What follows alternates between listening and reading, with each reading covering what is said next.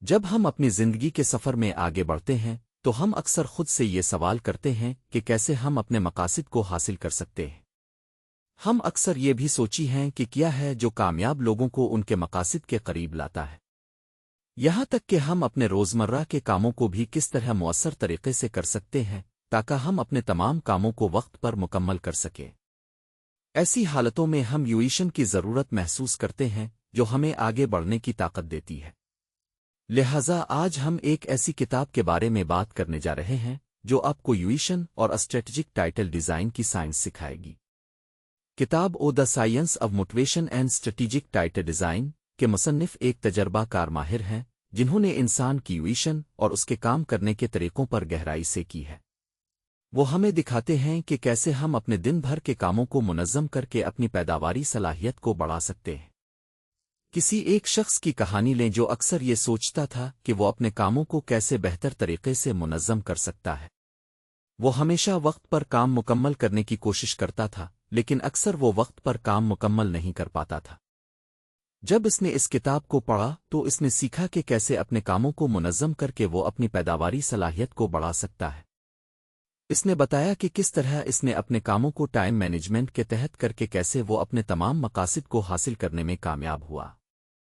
پہلا سبق یہ ہے کہ کس طرح اپنے کاموں کو منظم کر کے ہم اپنی پیداواری صلاحیت کو بڑھا سکتے ہیں۔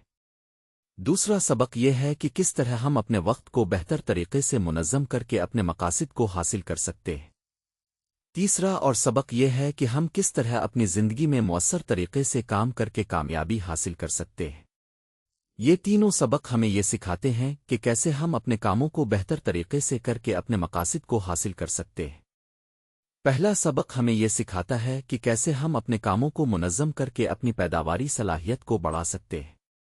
یہ سبق ہمیں یہ بھی سکھاتا ہے کہ کس طرح ہم اپنے کاموں کو مؤثر طریقے سے منظم کر کے اپنے تمام مقاصد کو حاصل کر سکتے ہیں۔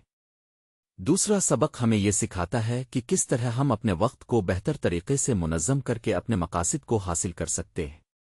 یہ سبق ہمیں یہ بھی سکھاتا ہے کہ کس طرح ہم اپنے وقت کو مؤثر طریقے سے منظم کر کے اپنے تمام مقاصد کو حاصل کر سکتے ہیں۔ تیسرا سبق ہمیں یہ سکھاتا ہے کہ ہم کس طرح اپنی زندگی میں مؤثر طریقے سے کام کر کے کامیابی حاصل کر سکتے ہیں۔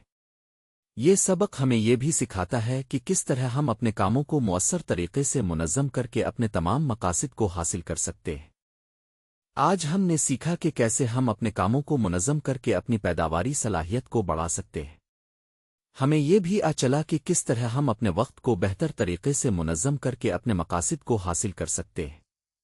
لہٰذا آج سے ہی ہم اپنے کاموں کو منظم کر کے اپنی پیداواری صلاحیت کو بڑھانے کی کوشش کریں گے۔ آخر میں ہم سب کو یہ پیغام دینا چاہتے ہیں کہ ہم اپنے کاموں کو منظم کر کے اپنی پیداواری صلاحیت کو بڑھا سکتے ہیں۔ ہم سب کو یہ مشورہ دیا جاتا ہے کہ وہ اپنے کاموں کو منظم کر کے اپنے مقاصد کو حاصل کرنے کی کوشش کریں۔ ہم سب کو یہ امید ہے کہ ہم اپنے کاموں کو منظم کر کے اپنے مقاصد کو حاصل کرنے میں کامیاب ہوں گے۔ جب ہم اپنے کاموں کو منظم کر کے اپنے مقاصد کو حاصل کرتے ہیں تو ہم کو حقیقی کامیابی ملتی ہے۔ ہم اپنے مقاصد کو حاصل کر کے اپنی زندگی میں خوشی اور مطمئن محسوس کرتے ہیں۔ لہٰذا ہم سب کو یہ مشورہ دیا جاتا ہے کہ وہ اپنے کاموں کو منظم کر کے اپنے مقاصد کو حاصل کرنے کی کوشش کریں۔ آج سے ہی ہم اپنے کاموں کو منظم کر کے اپنے مقاصد کو حاصل کرنے کی کوشش کریں گے۔ ہم اپنے کاموں کو منظم کر کے اپنے مقاصد کو حاصل کرنے کے لیے ہر ممکن کوشش کریں گے۔